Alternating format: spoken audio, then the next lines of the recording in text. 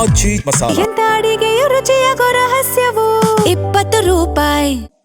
2 ದಿವಸದಿಂದ ಈ ರಾಜ್ಯದ ಜನ ನಮ್ಮನ್ನ ಗಮನಿಸ್ತಾ ಇದ್ದಾರೆ. ವಿಪರೀತ ಬರ ಇದೆ. ಹಳ್ಳಿಗಾಡಿನಲ್ಲಿ ಕುಡಿಯೋದಕ್ಕೆ ನೀರಿಲ್ಲ. ಟ್ಯಾಂಕರ್ನಲ್ಲಿ ಸಪ್ಲೈ ಮಾಡ್ತಾ ಇದ್ದೀವಿ ಅನೇಕ ಕಡೆ. ಜಾನುವಾರುಗಳಿಗೆ ಕುಡಿಯೋದಕ್ಕೆ ನೀರಿಲ್ಲ, ಮೇವಿಲ್ಲ, ಕಡಿಮೆ ಆಗ್ತಾ ಇದೆ. ಮತ್ತು ಅನೇಕ ಜ್ವಲಂತ ಸಮಸ್ಯೆಗಳು ಕೂಡ ಇವತ್ತು ರಾಜ್ಯದ ಜನತೆ ಮುಂದಿದ್ದಾವೆ, ನಮ್ಮ ಮುಂದಿದ್ದಾವೆ. ಇವೆಲ್ಲ ಚರ್ಚೆ ಮಾಡಿ ಏನಾದ್ರೂ ಕೂಡ ಒಂದು ಫಲಿತಾಂಶವನ್ನ ಅಥವಾ ಉತ್ತರವನ್ನ ಕೊಡ್ತಾರೆ ಸರ್ಕಾರ ಅಂತ ಹೇಳಿ ಜನ ನಮ್ಮನ್ನ ನೋಡ್ತಾ ಇದ್ದಾರೆ, ಕಾಯ್ತಾ ಇದ್ದಾರೆ.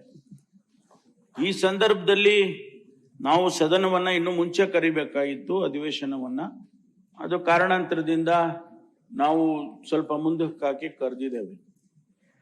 ನಾನು ವಿರೋಧ ಪಕ್ಷದ ನಾಯಕರಲ್ಲಿ, ಸದಸ್ಯರಲ್ಲಿ ಮನವಿ ಮಾಡ್ಕೊಳ್ಳೋದೇನೆಂದ್ರೆ, ನೀವು ಕೇಳಬಾರ್ದು ಅಥವಾ ಪ್ರಶ್ನೆ ಮಾಡಬಾರ್ದು, ಮಾನ್ಯ ನಾಗೇಶ್ ಅವರ ರಾಜೀನಾಮೆ ಕೇಳಬಾರ್ದು ಅಂತ ಹೇಳಿ ನಾನು ಹೇಳ್ತಾ ಇಲ್ಲ. ನಾಗೇಂದ್ರ ಅವರು ನಾನು ಹೇಳ್ತಾ ಇಲ್ಲ. ನೀವು ಕೇಳಿ, ರಾಜೀನಾಮೆ ಕೇಳಿ.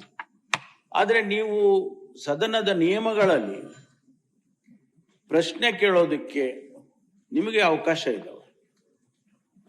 ನೀವು ನೋಟಿಸ್ ಕೊಟ್ಟು ನೀವು ಅದನ್ನ ಕೇಳಿ, ಯಾತಕ್ಕೆ ರಾಜೀನಾಮೆ ಕೊಡ್ಬೇಕು, ಅವರು ಏನ್ ತಪ್ಪು ಮಾಡಿದ್ದಾರೆ, ಅವರು ಏನೆಲ್ಲ ತಪ್ಪು ಮಾಡಿ ಕನ್ವಿಕ್ಟ್ ಆಗಿದ್ದಾರೆ, ಅಥವಾ ಅವ್ರ ಮೇಲೆ ಕ್ರಿಮಿನಲ್ ಕೇಸಸ್ಗಳಾಗಿದ್ದಾವೆ, ಇದೆಲ್ಲ ತಾವು ಎಕ್ಸ್ಪ್ಲೈನ್ ಮಾಡಿ, ಸದನಕ್ಕೆ ತಿಳಿಸಿ, ರಾಜ್ಯದ ಜನತೆಗೂ ತಿಳಿಸಿ. ನಾವು ಸರ್ಕಾರ ಉತ್ತರ ಕೊಡ್ತೀವಿ. ಯಾತಕ್ಕೆ ನಾವು ಅವ್ರನ್ನ ಮತ್ತೆ ಮಂತ್ರಿ ಮಾಡಿದ್ದೀವಿ ಅಂತ ಉತ್ತರ ಕೊಡ್ತೀವಿ ನಿಮ್ಗೆ. ಯಾತಕ್ಕೆ ಅವ್ರನ್ನ ಸಚಿವರನ್ನ ಮಾಡಿದ್ದೀವಿ ಅಂತ ಹೇಳಿ ನಾವು ನಿಮ್ಗೆ ಸ್ಪಷ್ಟವಾದ ಉತ್ತರ ಕೊಡ್ತೀವಿ. ನಿಮ್ಗೆ ಸಮಾಧಾನ ಆಗ್ಬೋದು, ಬಿಡ್ಬೋದು, ಅದು ಬೇರೆ ವಿಷಯ. ಆದ್ರೆ ನಾವು ನಿಮ್ಗೆ ಉತ್ತರ ಕೊಡ್ತೀವಿ. ಇಲ್ಲಿ ಸದನದಲ್ಲಿ ನಾವೇ ಮಾಡ್ಕೊಂಡು, ನೀವು ಹೇಳ್ದಾಗೆ ನಾವೇ ಮಾಡ್ಕೊಂಡಿರ್ತಕ್ಕಂಥ ನಿಯಮಗಳು, ಅದಕ್ಕೆ ಗೌರವ ಕೊಡ್ಬೇಕಲ್ವಾ?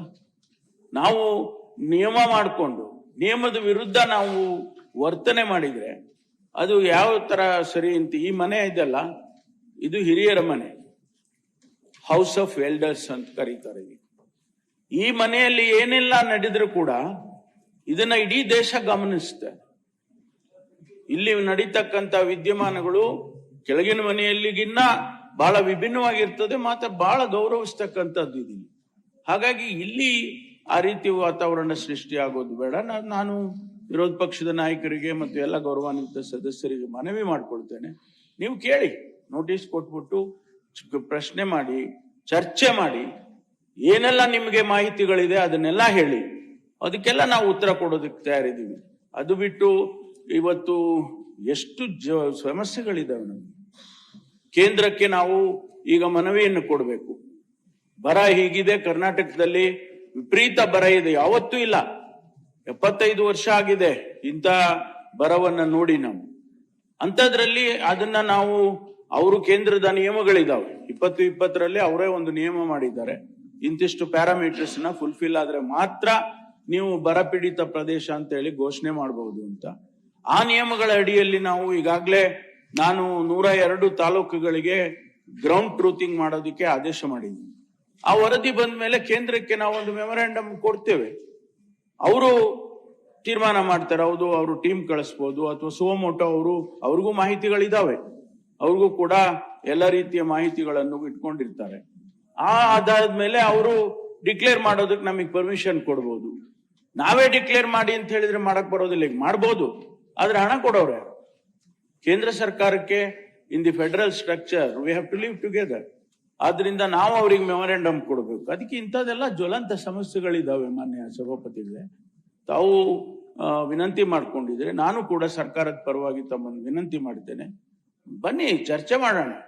ಏನು ಹೊಡೋಗಿಲ್ಲ, ಎಲ್ಲೋ ಏನು ತಪ್ಪಾಗಿಲ್ಲ. ತಾವು ಹೇಳಿ, ಹೇಳೋದನ್ನೆಲ್ಲ ನೀವು ಹೇಳಿ, ರಾಜ್ಯದ ಜನತೆಗೆ ಹೇಳಿ, ನೋಡಿ ಇವ್ರು ತಪ್ಪು ಮಾಡಿದ್ದಾರೆ ಅಂತ ಹೇಳಿ. ನಾವು ಇಲ್ಲಪ್ಪ ಮಾಡಿಲ್ಲ ಅಂತ ನಾವು ಹೇಳ್ತೀವಿ, ಅಥವಾ ಮಾಡಿದ್ರೆ ನಾವು ಒಪ್ಕೊಳ್ತೀವಿ ಮಾಡಿದ್ರೆ.